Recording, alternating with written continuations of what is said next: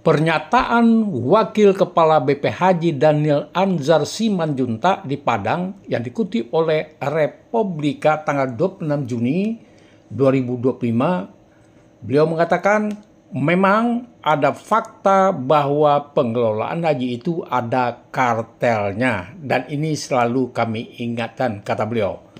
Selanjutnya beliau menambahkan bahwa Badan Penyelenggara Haji atau BP Haji memastikan akan memberantas praktek kartel penyelenggaraan ibadah haji demi untuk memberikan pelayanan terbaik kepada masyarakat.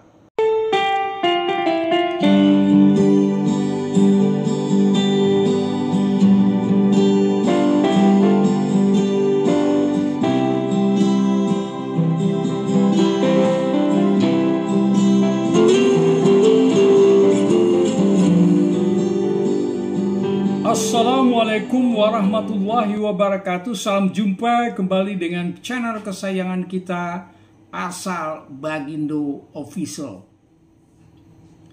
Tekad dari Badan Penyelenggara Haji Republik Indonesia yang baru dibentuk, merupakan lembaga baru, adalah untuk mengimplementasikan instruksi dari Presiden Republik Indonesia Prabowo agar ke depan pengelolaan haji harus terbebas dari praktek korupsi, accountable, dan transparan.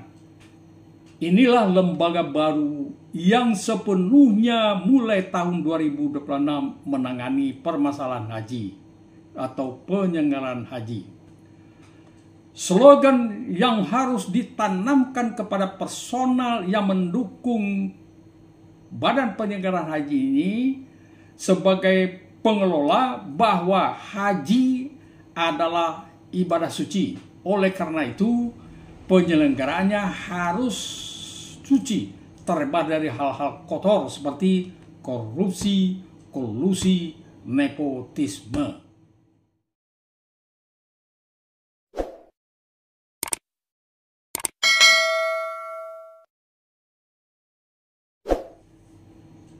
Pembentukan BP Haji ini merupakan langkah strategis yang akan merubah kebijakan dan tata kelola manajemen serta merekrut sumber daya manusia yang baru. Langkah strategis ini harus didukung dengan SDM profesional yang memiliki kompetensi sesuai dengan bidang tugas yang diembannya, dan yang tidak kalah pentingnya adalah personal itu adalah punya integritas.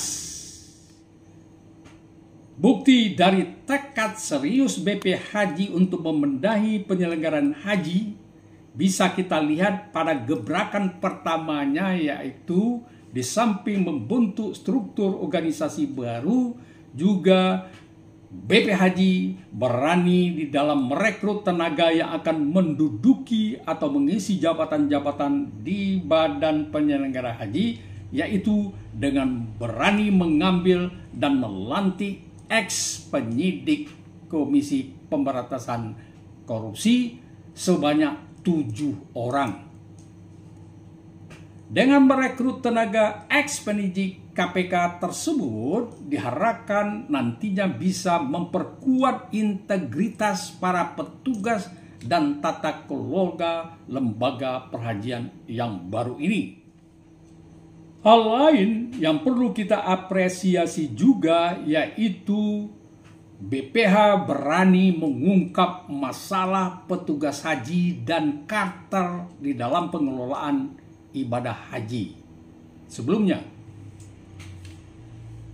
penyelenggaraan haji pada tahun 2025 yang masih dikelola oleh Kemenak dan didukung oleh BP Haji, artinya BP Haji pada tahun 2025 merupakan bagian yang terlibat di dalam penyelenggaraan haji.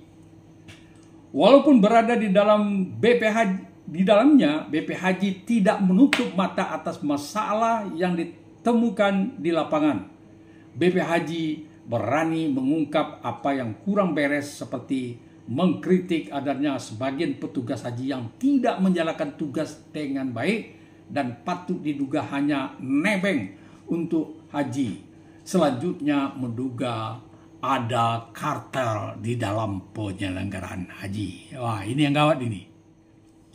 Saudaraku, dikutip dari Detik Sumut tanggal 16 Juni tahun 2025, Wakil Kepala Badan Penyelenggara Haji Daniel Anzar Simanjuta mengungkap temuan adanya petugas tidak bekerja maksimal dan hanya nebeng naik haji. Kritikan ini sebenarnya ditujukan bukan hanya buat Kemenak selaku stakeholder ketika itu, tetapi buat BP Haji itu sendiri. Kenapa? Karena penyelenggaraan haji ketika itu juga melibatkan BP Haji juga.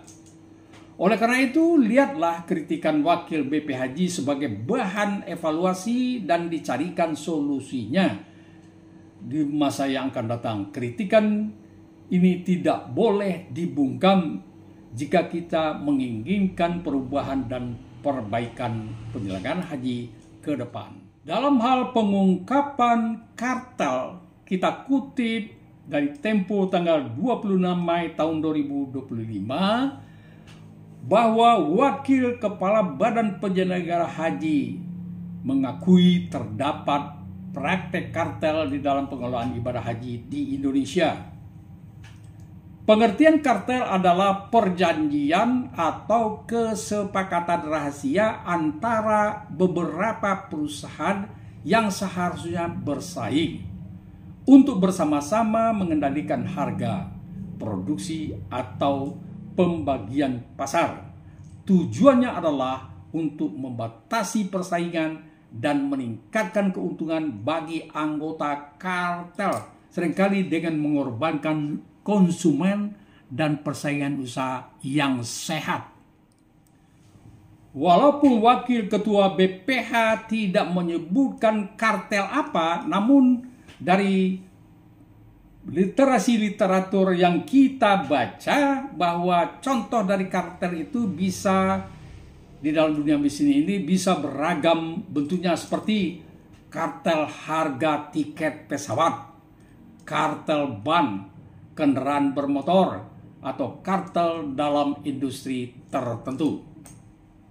Pertanyaan kami tentang adanya kartel tersebut dalam penyelenggaraan haji kira-kira apa ya? Mengacu kepada pengertian kartel, kita bisa menduga potensi untuk terjadinya kartel bisa dari biaya tiket pesawat, bisa juga dari perhotelan, dan bisa juga dari pengadaan barang dan jasa.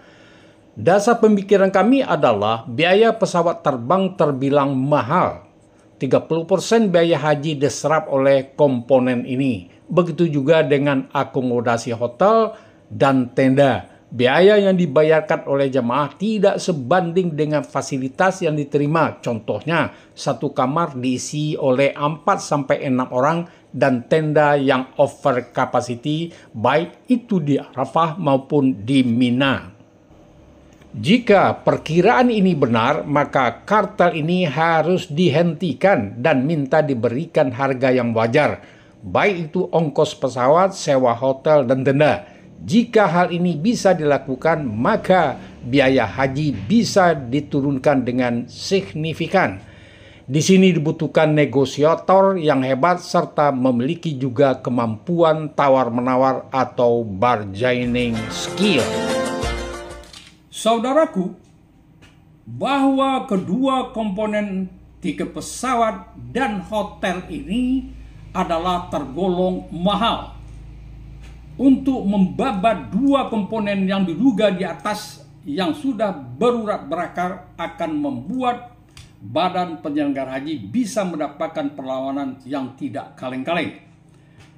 Dalam hal ini, dukungan Presiden sangat menentukan, yang membuat BP Haji berani bertindak. Sebagaimana sudah kita katakan di atas, bahwa Daniel mengatakan bahwa Presiden Prabowo menginginkan penyelenggaraan haji tidak bercampur dengan praktek korupsi yang merugikan negara, terutama calon jamaah haji. Daniel mengatakan Pak Prabowo sudah menginstruksikan ke depan pengelolaan haji harus terbebas dari praktek korupsi, accountable, dan harus transparan juga. Tekad badan penyelenggara haji yang baru ini memberantas kartel. Kita bisa melihat pernyataan dari BP Haji yang disirkan oleh Republika.id bahwa badan penyelenggara haji BPH memastikan akan memberantas praktik kartel penyelenggaraan ibadah haji demi memberikan pelayanan terbaik bagi masyarakat. Memang ada fakta bahwa pengelolaan haji itu ada kartelnya, dan ini selalu kami ingatkan, kata Wakil Kepala BPH Daniel Anzar Simanjuntak di Kota Padang pada tanggal 26 Mei tahun 2025. Saudaraku, selanjutnya mari kita coba menganalisa, mengusulkan apa saja kira-kira kebijakan dan tindakan yang segera harus dilakukan BPH. Sesuai dengan amanah yang mulia dengan tanggung jawab besar dunia akhirat, bisa dilakukan dengan baik jika didukung dan dijalankan oleh personal yang berkemampuan profesional di bidangnya serta punya integritas, termasuk ex-penyidik KPK. Dengan tenaga profesional yang berintegritas, harapan jamaah haji buat BP Haji untuk menciptakan tata kelola yang bersih dan transparan dalam setiap aspek penyelenggaraan haji, insya Allah bisa diciptakan. Sekarang mari kita lihat apa gebrakan pembenahan pertama yang dilakukan oleh BP Haji dengan mengutip keterangan atau penjelasan dari Wakil Badan Penyelenggara Haji Daniel Anzar Simanjuntak. Beliau mengatakan masih memiliki pekerjaan rumah untuk memperbaiki rekomendasi panitia khusus atau Pansus Haji tahun 2024 yang lalu. Selain itu, badan juga perlu melakukan perbaikan yang didasarkan pada nota diplomatik dari Kerajaan Arab Saudi. Menurut Daniel, pemerintah sekarang ini sedang menyiapkan prosedur operasional standar atau SOP untuk memperbaiki tata kelola penyelenggaraan haji. Yang kedua, berkaitan dengan integritas pengelolaan haji, kami akan memastikan atau BP Haji akan memastikan praktek rente, korupsi, dan manipulasi harus diberantas semaksimal mungkin. Kata politikus Partai Gerindra itu, dengan demikian menurut dia, penyelenggaraan haji bisa menjadi efisien, nyaman, dan aman bagi jamaah haji Indonesia. Pembenahan yang ketiga, Daniel menyatakan BP Haji akan memperbaiki pola diplomasi dengan Kerajaan Arab Saudi. Kami mau hentikan komunikasi yang berpura-pura dan tidak jujur dari sisi kita, kata dia. Upaya pembenahan dari sisi komunikasi ini ia mengklaim sudah dimulai dengan pembicaraan persiapan haji sejak dini.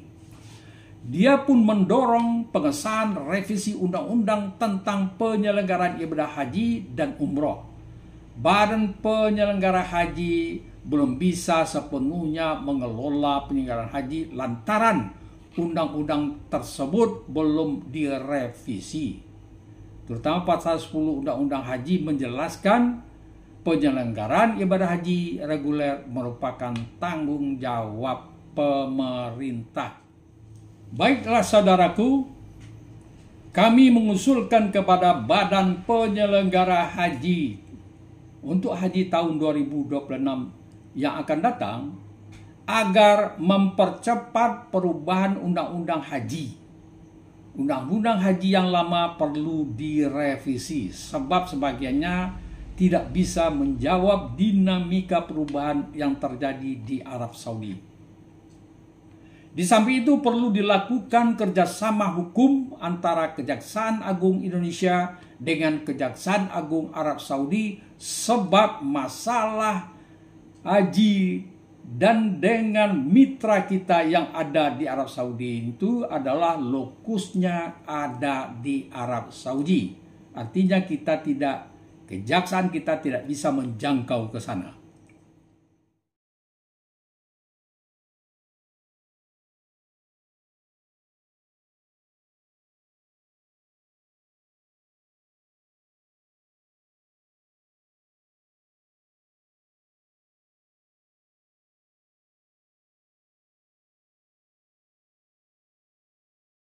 Di Mekah dan Madinah. Tahun ini sebanyak 203.320 jemaah haji Indonesia akan menempati hotel-hotel yang telah kami siapkan di Mekah dan Madinah. Diskan fasilitas akomodasi terbaik kami siapkan untuk memberikan kenyamanan bagi jemaah selama di Mekah. Bus salawat yang beroperasi 24 jam. Hotel-hotel di Mekah memiliki lobi yang luas, kamar tidur yang bersih, dilengkapi dengan lift hingga fasilitas mushola dan ruang makan untuk kenyamanan jemaah. Kami juga memastikan tersedianya sarana keselamatan seperti tangga darurat, konser air panas, dan air bersih untuk keperluan mandi dan cuci. Tidak hanya itu, area jemur pakaian. Jarak ini dapat ditempuh jemaah dengan berjalan kaki menyusuri tepi jalan kota Madinah. Hotel disiapkan agar jemaah dapat beristirahat dengan nyaman. Seluruh layanan akomodasi